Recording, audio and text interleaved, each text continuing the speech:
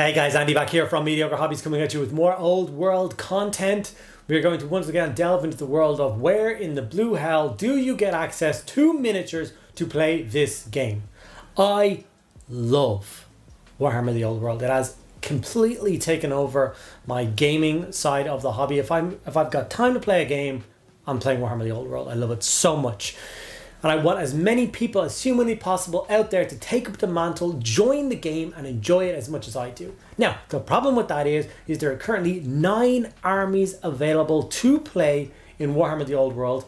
And as of January, when this game was released, we only have 3 of them released. That's 3 armies that you can currently actively buy and play. The rest are nowhere to be seen. So once again, we are still twiddling our thumbs, waiting around for the other 6 armies to be dropped. And I feel like there is a serious risk of the game fizzling out before enough people can get models to enjoy it and keep it going, keep it growing. So what is the solution? Well, I guess we're going to have to look other places for miniatures. And that's what we're here to talk about today. The sponsor of today's video is Proxywars. Now, I've used Proxywars for quite a long time. They're a long-time supporter of the channel. I love them from the bottom of my heart. Proxywars basically is a company that provides 3D printed miniatures, not 3D printed files, because I know not everybody has access to 3D printers. These guys will send miniatures to you, printed, cleaned up, and ready to paint. They don't create all of the files. They take the files from other companies. They buy the merchandising license from them, so they're allowed to sell them. So things like Station Forge or Highland miniatures or stuff like that. Today's video, I'm going to focus on a unit of Empire handgunners, which I want to add to my Sterling Empire army. Currently, there's no way to buy Sterling handgunners or Empire handgunners, so I'm going to use these miniatures, get one of them painted up, and see how it matches up to other infantry. The website for Proxywars will be linked down in the description below. They have access to so many different files for, like I said, whether you want to do Empire, whether you want to do Beastmen, whether you want to do Bretonnians, whether you want to do Orcs, Chaos Dwarves, all sorts of bits and pieces. If you're an Old World fan and you're struggling to get your hands on some miniatures, I suggest you go and check them out. Okay, without further ado, let's get stuck in and get this Empire handgunner painted up. Okay, so this is the awesome unit of Empire handgunners that I got from Proxywars. I actually did a video on getting these guys built up and sprayed a couple of months back. If you want to check them out, and a couple of other bits and pieces I did in that video. I like the extra barricades and stuff that you get with them. It just makes the boring unit turn into like a scene. As you can see, they are very finely detailed. Even have the nice pleating, which makes them, I think, blend into the Empire army a little bit better. One of my favorite things as well is the concept that there is a kneeling option as well. So front rank, second rank fire is indeed a thing, and it looks incredible. So now what I'm going to do is I'm going to paint up one of these guys in my traditional Sterling color scheme. I have about 4,000 or 5,000 points of fully painted Sterling Empire soldiers, and I have no intentions of stopping anytime soon. This is the first time I have painted a Sterling model in quite a while, so I think this was even before contrasts went away that I've been doing this. So we're going to try a new scheme and see if I can make it blend in. Gutrippa Flesh was the color I chose for the light green. And I'm going to paint that in all the pleated areas, plus the jerkin that he's wearing up until the sleeves. Like it's a vest. His sleeves will be a different color. We're going to go in with the yellow scheme. Sterling is the poorest province in the Empire, and usually they do not have access to the best equipment. But there are certain units of them which make up the Ster River Patrol. That is actually quite heavily armed and armored. They're the ones that the Elector Count of Sterling likes to parade around in front of other dignitaries whenever they visit, to make it seem as though he has a very competent and very well armed military. So my guess is this particular unit is going to be part of the Ster River Patrol. Now, any of you guys out there that are really astute with the Empire know that the Ster River Patrol is supposed to be green and white. It's like an interior color scheme, but I prefer the yellow, so I'm just going to ignore that. And as you can see, contrasts really do make adding base coats to these just such a simple and enjoyable process. I definitely think I could get all the models in this unit base coated and washed in like a single sitting. Obviously layering them up is going to take a little bit more time. But I would rather take an entire unit up to base coat and washed and have all the bases done in one nice go and leave them like that. I'd be happy enough playing a couple of games of them like that, and then slowly but surely working through layering them up from there. Iyanden Yellow is, of course, the yellow I chose to contrast up the trousers. I originally did Nazdrag, but it was too dark. And it wasn't giving the result that I wanted to. Standard Guilliman Flesh was used for the skin. Obviously, his arms are bare from his elbows down. Obviously, giving it free for maneuvering and reloading and, you know, all that kind of stuff, handling those powder clips. Which, of course, the easier your arms are to move and manipulate your rifle, your weapon, maybe you'll get 4 rounds off a minute and be a chosen man. From here, we're going to add in Skeleton Horde. Now, Skeleton Horde, I'm going to add into basically all of the other gubbins that make up his kind of chest rig and armor. Belts and buckles and stuff like that. I do this sometimes because I'm not really sure where to go from here. And this just kind of breaks them all up in my head and makes it a little bit easier. I know it seems like a bizarre thing, but I promise you it does work. So I'm just going to hit all of those with that. I'm going to change the color of a couple of them when it gets to the layering stage, but for now I'm very much comfortable with doing this. It lets me know where the dagger is, where each and every one of the powder clips are. And all the so we're going to go to Gore-Grunta Fur for some of the leather details. These are going to be his boots and his hat. I'm not sure if I wanted to go as dark as I did with his hat. It ended up being a really dark brown, which does work. It does look nice, but would I have personally chosen that? In hindsight, maybe not. Maybe I would have gone for a slightly brighter color. Maybe even that Skeleton Horde would have been used on it. I don't know. You guys can be the judge at the end. Do you like the color that the hat turned out, or do you think it turned out too dark? I'm very curious to know. Some Leadbelcher was then used to break up all the detailing on the rifle. So obviously the trigger guard, kind of the butt plate, the actual barrel of the rifle as well, and then all the like kind of trigger mechanism where the flint is stored and black powder is poured in, all those bits and pieces are going to get a little touch of silver. He also has a small dagger on his hip, which of course we're going to do the bottom part, the hilt and crossguard and pommel and stuff is all going to go silver as well. The sergeant of this unit actually does have a big armored shoulder piece. It makes him stand out from the unit, which is really cool.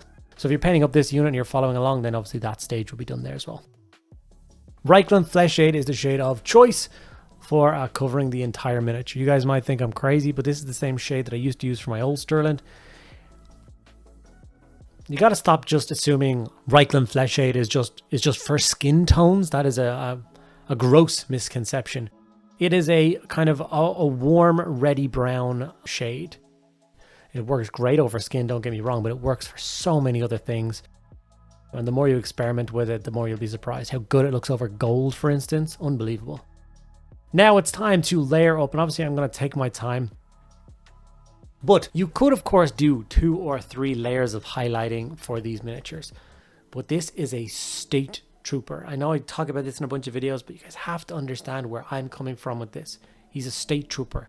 In an Empire army, which is basically a horde force, you gotta easily have 100 state troopers on the table. That means I'm not going to layer up 2 or 3 coats on any part of these guys.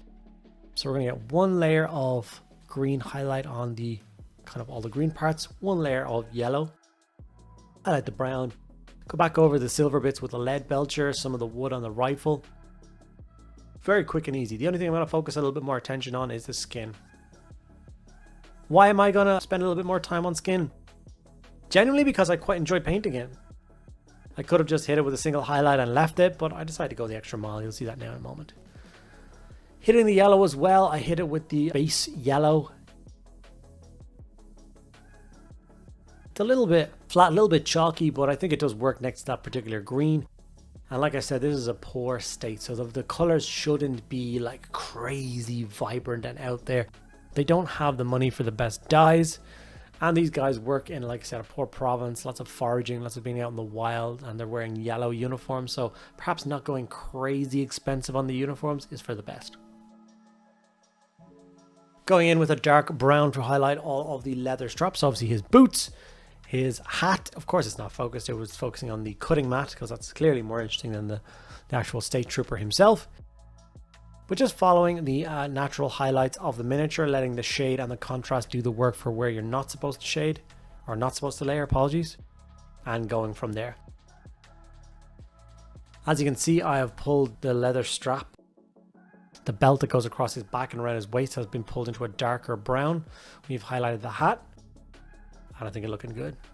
So now we're going to work on the skin. So Cadian Fleshtone is the first one that I am going to go, and I'm going to give that a quick highlight all over the skin. And normally, like I said, you can leave it after this.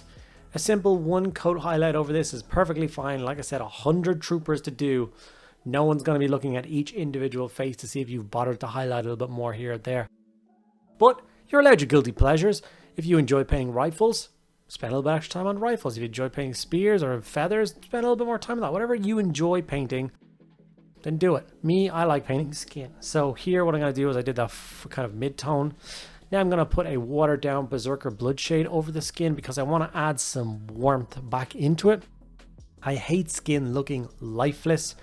I want it to have a nice healthy glow to it. These soldiers may not be the richest, but they're definitely not kind of underfed or undersupplied when it comes to that stuff like that. Stirland is quite a good province for produce, so as you can see, the warm tone really did help, but we will pull it up even one more coat, Kislev Flesh, and add a very quick, very light highlight to kind of the tips of the areas and a light dry brush across forearms. And then of course his face, nose, cheeks, eyebrows. Working your way around the glorious mustache that pretty much all Empire soldiers are kind of honor bound to wear on their face. When the rest of the kind of cosplay equipment is being sold by the merchandise website and I can get my hands on a full Empire suit of armor.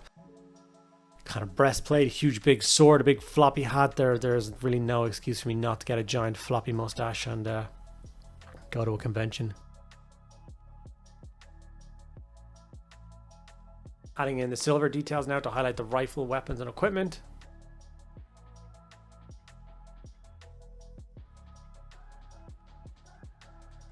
And then of course, as the last point, we're just going to add a little bit of grass tufts to the base.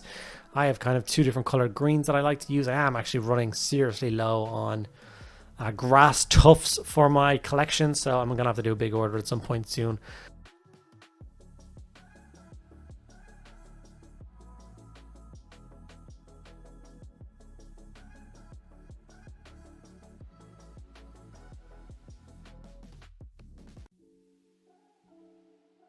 Adding these two on just adds just a little bit more to it. Adds that kind of wild look to the base. Really just sets off the whole thing. And can you imagine how good that's going to look across the entire unit of 14 guys behind that barricade with a few tufts and barrels of powder and food and stuff? That's going to look so cool. Here is the unit itself. He really does stand out a mile. I need to dig out some time for myself to get some personal projects worked on because this is another unit that I definitely want to see finished in the very near future. I've also taken a bunch of stills so you can see what this model will look like on the tabletop. Opposed to kind of flying around my hand. So here he is inside of the unit. It's kind of hard to spot him, but we do zoom in a moment. But you can see how much character that whole unit has. 14 strong Empire handgunners with those extra little bits of barricades and wheels and stuff. Obviously they sit above the base a little bit weird now, but they'll be blended in with all of the kind of texture paste and stuff. And it's going to look absolutely epic. And then of course here he is standing by himself. Like I said, I'm really pleased with this paint job. Let me know what you guys think. Let me know if you're going to check out the Proxywars website. Okay guys, my first Empire Handgunner from Proxywars is now painted up in my Sterling colors. I absolutely love it. Obviously I have an entire unit more to paint. I think this is a unit of 14. So 13 more guys to paint and some awesome barricades. I can't wait to see this all painted up as like a finished scene. It gives me real like Les Miserables kind of feels to it, but you know. I hope you guys enjoyed this. I hope you are on the side of wanting to old worlds to succeed and grow and you're enjoying it as much as I am. If you enjoyed this video, please do let me know by giving the video a like. Ask me any questions you want in the comments below, including suggesting other old world videos you would like to see me do. I'm very open to making as much old world content as humanly possible. I think I started my old world playlist on YouTube in September or in January, apologies, when the game first got launched, and it's coming up to 70 videos in that playlist already. So as you can see, I am hungry to release as much content as possible, so I hope you enjoyed it. Make sure you subscribe so you don't miss out on any future updates. Check out my Patreon to support me and help me and this channel grow. It really does mean the bottom of my heart if you do check that out. Thank you guys so much for sticking around. I'll see you in the next one.